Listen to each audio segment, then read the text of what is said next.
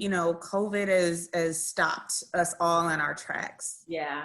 How has that impacted the boxing industry and just sports in general? Oh my God, it's a How have nightmare, you, to be honest. worked around it to Yeah, things going? it's been bad. I mean, we've lost a lot of big fight dates, and it would have been a big year for some of my fighters, some of my boxers, but everything just stopped. Mm-hmm. The gyms were closed unless you were a private gym and you could continue. A lot of people went underground with their gyms, blacked out the windows, because you've got to keep training. I mean, that's what a fighter knows. So, just the mental health of the fighter, if he's not in the gym doing what he's doing and just sitting on the couch binge watching Netflix, it's not healthy. Absolutely. Physically and mentally, right? Yeah. So we all the live boxing stopped, just started back up again in June. Mm-hmm. So now they've created a bubble, so the fighter and his trainer go in, everyone else can't go in, you get tested and all that. So I'm imagining that there's constant testing happening. Yeah, they've been tested. They get tested when they get there, they get tested at the weigh-in, and they get tested the day after the fight. And there's been a couple of people that have shown up, these are all like ESPN fights, and there's some fights on Showtime, they just started back. But they get there, they get the nose swab, and it turns out that their results come back and they're positive. there's a young champion, tested twice, and he tested, went into quarantine, and a month later he comes back, he tests, and he's still got it. It's like, what the heck's going on? No symptomatic and all that. But, of course he couldn't fight, so hopefully he'll get back in the ring, next month. But, he's trying to fight this big fight, and he can't get in to get it done. So it's incredible, it's really, it really is. So a lot of small promoters are pretty much shutting the doors, and that's it for them, because they can't afford the testing. You have to, trust, I think it's running at like $100,000 per event. Can you imagine? Because everyone has to be tested. So for a small promoter, that's impossible. They don't even make that on a fight, so it's put a lot of mom and pop shops out of business, which is so unfortunate, but the fighters themselves are, they're getting through. Good. Yeah, we're all just getting through day by day. I'm used to being on the road. I mean, I've never spent so much time in my house. I know. I remember. I always see you on social media. You were always, in this and just always traveling. Yeah. It's a nightmare. I hate it. So, this all makes me think, and you mentioned just mental health, right? In your position, obviously you're working with people and they're enduring a lot physically. And I can only imagine the impact that could have on their mental health. Yeah. And so in your world, are there things that are in place to really help boxers who I are always under a tremendous amount of mental stress? Right. Pressure. And pressure. Yeah. Right. How do you work through that? Yeah. Your role is a therapist. Well, that's it, isn't it? It's a good job. I'm already a mom. I've had some training, because I feel like I almost morph into their parent, or I like to say big sister, because I don't want to disrespect their real parents, obviously. But I am with these guys, 70, 80, 90% of the time.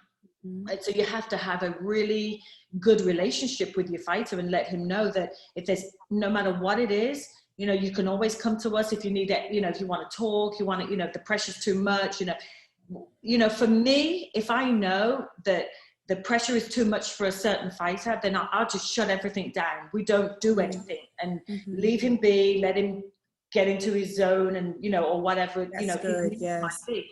I'm lucky that I recognize that. I can recognize it now in a fighter that's just starting out. There's a certain look that they'll give you, or they're not really switched on in sparring, or they'll walk into the gym with their head down. I can immediately identify, okay, we've got a situation. Let me go pull this kid and go for a walk around the block and see what's going on. If it's something that's more serious than you know, that my expertise, you know, just my sidewalk expertise, then we would get them some professional help. Absolutely. Yes. But fighter says, you know, I'm tired today, or I don't want to do any press today, or I don't want to do this today, you know, especially if it's a big promotion, you know, you're contractual. Once you sign in that contract, you are obligated to do a certain amount of press, and you know, and if it's a big fight and you're in Vegas and you're fighting Saturday, we show up on Monday, they want you every second of the day. So it's my job to keep my eye on my fighter. You know, if he's a few minutes late for something, that tells me he's tired. You know, he overslept or whatever. If I'm banging on his doors to say, hey, come on, we gotta go, then it's like, we're going to shut this down, because he needs to fight. People don't understand, you know, like, he's got to put gloves on, get in that ring and slug it out for, you know, however many rounds, you know. So people don't understand what that means and what it takes for them to be able to do that. So that's where I come in. That's where I'm able to be me and be like, okay, you know what, he's tired, he needs to eat this, he needs to do this or that and the other. They shut everything down and leave him alone, you know, like everybody out the room type of thing, you know. And you have to not be afraid to do that, because sometimes a fighter will be like, I'm fine. It's like, no, you're not. And they think that they have to say it because they don't want to let anyone down. And it's like, you can say it. I'm here to be that buffer between you and what's going on, you know? Yes. And that's what it's really about, just speaking it. Yeah. Communicating. Yeah, exactly. Making sure that those lines of communication stay open. Yeah. Because I mean, we've all just been in this bubble lately. Yeah. We have to, it's helped me so much. Just picking up the phone, just talking to people, just having this Zoom, you know, able to see your face. Like all of those things really add to just keeping us all going and moving. Unknown. Exactly. That we're all in. I call all, I've got like 12 kids. I've got 12 kids. I call them all. Some I call every day. Some I see every day, you know, if I'm in the gym. But I call them, the ones that are out of the country. Hey, how you doing? You okay? You need anything? What can I do for you? You know, I'm always doing things like that, you know. I would do it regardless, but now it's even more important. But at least they know, when they see my name pop up, it's like, oh, okay, it's Rachel. You know, I can unload, or I can tell her I'm great, or, you know, whatever's going on with them. I think it's also, you know, when you have a fighter that comes, I know we didn't touch on this, but I'll bring it up since I were talking about things like this, but we'll have fighters that come from out of the country. So, and they come to resettle over here. So once again, I've done that. So that comes in handy when I see them going through those growing pains or those homesickness pangs, you know, of homesickness. I can step in and guide them through it, you know, and help them out. So it's pretty cool. And here you are 30 years later. 30 years later. And I just tell them that. I'm like, guys, listen, you know, I came here and, you know, I was lucky when I got here. You know, I had a good step up, which is great. But then that all fell apart. So I was here on my own. That's right. I didn't have any help. So I did, you know, so I can tell them I've done it, and I know you can, because I'm going to help you. So they see that I have, and they hear a little bit of my story, then they do trust me that I can help them, because they see that I have done it. So that's awesome. And that's what this is all about. That's what I want this show to be about. Yeah. You know, just sharing your experience, but also sharing the challenges that you face, but also highlighting really the importance of just the connections and nurturing those relationships. Is so key, you know, and that's what you did for me early on. You weren't afraid to, you embraced me, and you showed me the ropes, how to be successful, how to keep moving forward. And I think that more people than not are open to doing that, you know, and you have mentors. You were then a mentor for me. That's what it's all about. Exactly. I want, you know, I mean, I want to see people succeed, you know, I mean, I don't suffer fools, you know, and if I know that you want to learn, then I'm all in. I have no problem. You know, I'm secure. I've got a great career. I've done so much, you know, and I'm okay with passing the baton on to somebody else, you know. That's right. I want to see people succeed. I want to see people that look like us succeed. You know, I want to see women succeed, especially in the sport that I'm in, the career that I. Yes. The better it is. The more that I can help someone, the better it is. I want people, you know, oftentimes you'll say the name of someone and they're like, oh, I remember them, they were horrible, oh, they were so rude. And when you say, oh, I met Rachel Charles, you know, I have a lot of people that say pretty much the same thing that you're saying. It makes me feel really good. I have people that, you know, I'd forgotten about, I haven't seen in years and years and years. One gentleman came up to me in the press room in Vegas and he goes, you might not remember me, but you did this for me. You put me, you know, and I'm just like, wow, you know, I do remember you, as a matter of fact, you know, and that's another thing.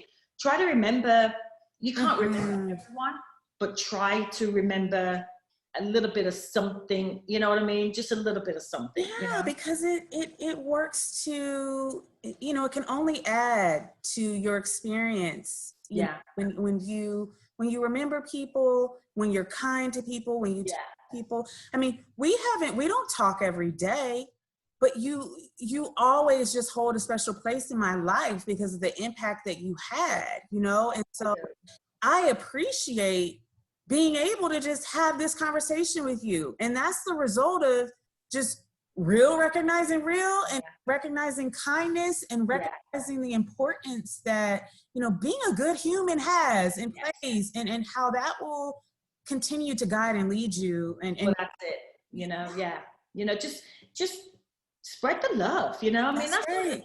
It's free. You know, I had the absolute honor. I mean, I've done a lot of things that I've been honored, you know, to do.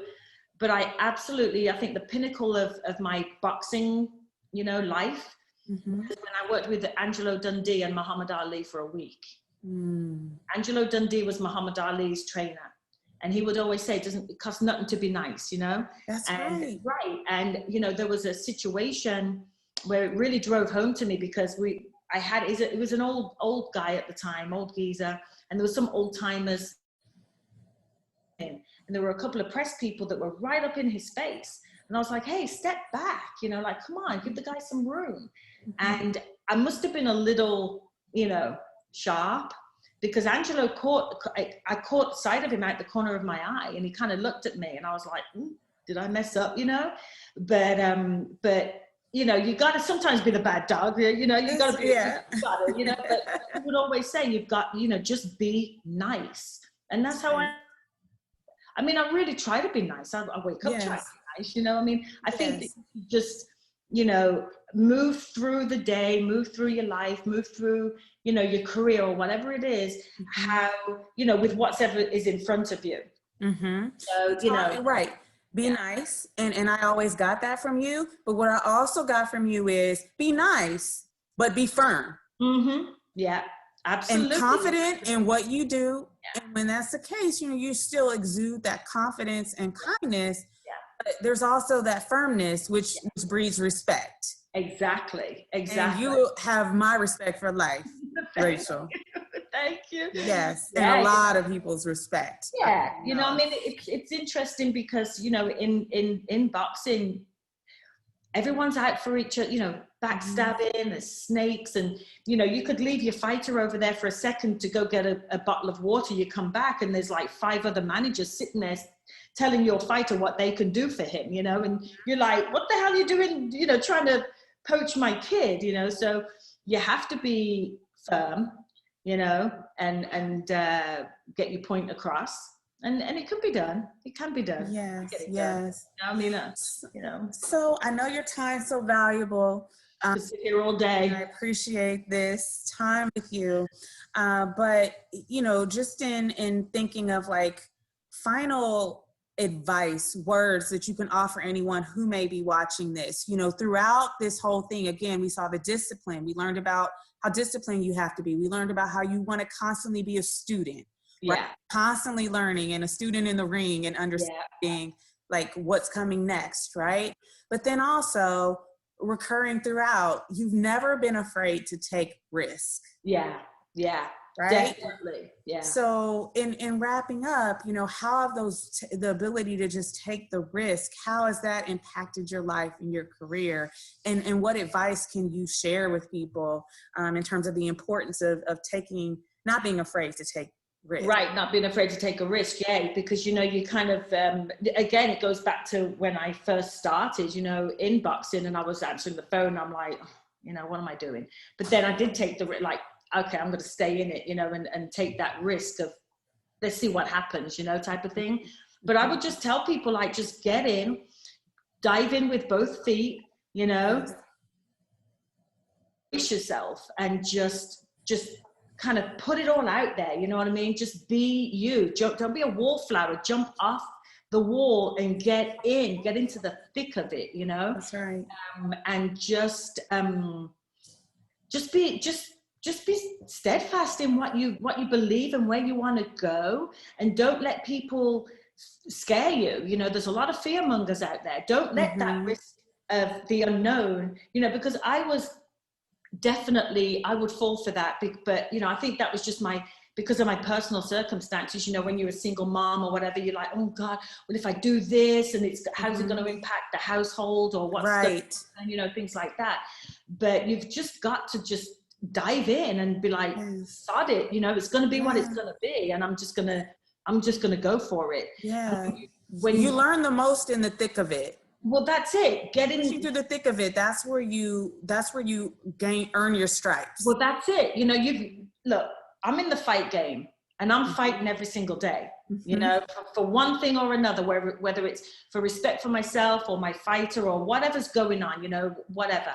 You've got to get in and be prepared to just roll your sleeves up, get in there, duke it out, and let's see who's standing at the end of it, and it better bloody well be yourself, and you better have given it everything. If you give it everything and you stand firm and you believe in what you're doing, and that is what you live and breathe. I live and breathe boxing. I live and breathe for my fighters. So I'm not going to let anyone get in my way. I don't care who you are. Step aside, or I'm going right through you, That's right. I mean, it's you choose. You want to be ran over or walk through, I mean, what you want to go out type of deal.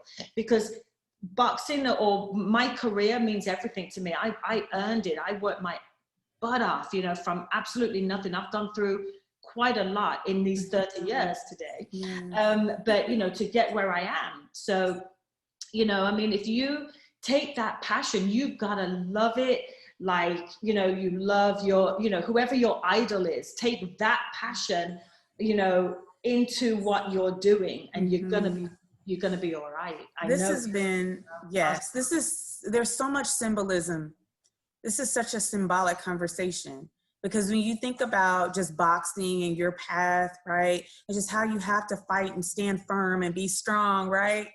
And I just love the metaphors that are part of this conversation. So many metaphors, because it applies to every industry, to every job, to every role, to every career path. So I thank you. Yeah, you're welcome. And your knowledge with our audience. We need more sisters in the game. We don't have enough. That's right. How can people follow you, reach you, or your fighters? Share, how. Oh yeah. So we have Instagram at Pitch Inc. PITCHINK. So that's Instagram and Twitter. Sheer Sports Management, Sheer Sports Athletic. That's on Twitter. And sheersports.com is our website. I'm not hard to find. Google me. But Google her. All right. Google me. That's right. That's right. That you saw this this fantastic interview, and I'll take you out of the nosebleed seats and put you down front. Right.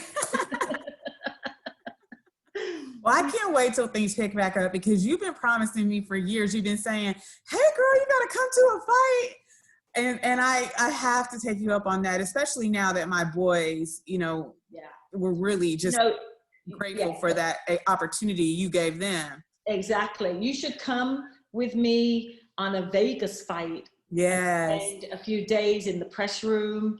You know, I get you love all the that. credentials because that's where it's popping. That's Yeah. where, you know, there's people from all over the world and they've got all their little setups, you know, and it's like you walk into this big ballroom and it's just, there's probably about 1,000 people in that room. And, you know, I know at least 999 of them. Right.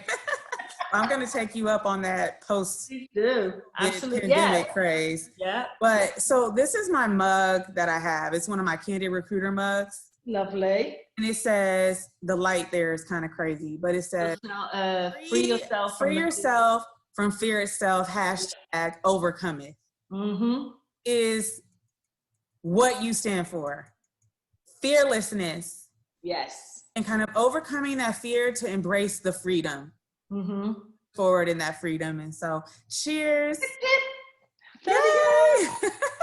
To your 30 years, to just being an amazing person, human leader, and businesswoman. Thank you. I know that people watching this will take away so many nuggets and gems. And so I'm so grateful again that you were a part of this Pivot to Next experience. Woo! I'm excited. Thank you so much. And so thank you. Can't thank you enough. And I can't wait to give you a big hug once this is all. I know, right? We'll be like in a hazmat suit, like hugging a lot of elbows. But yeah, I can't wait for it to be over. I'm done. I know. So I done. know. I need to travel. Full suitcase has got Yes. So Rachel Charles. Thank you, my love.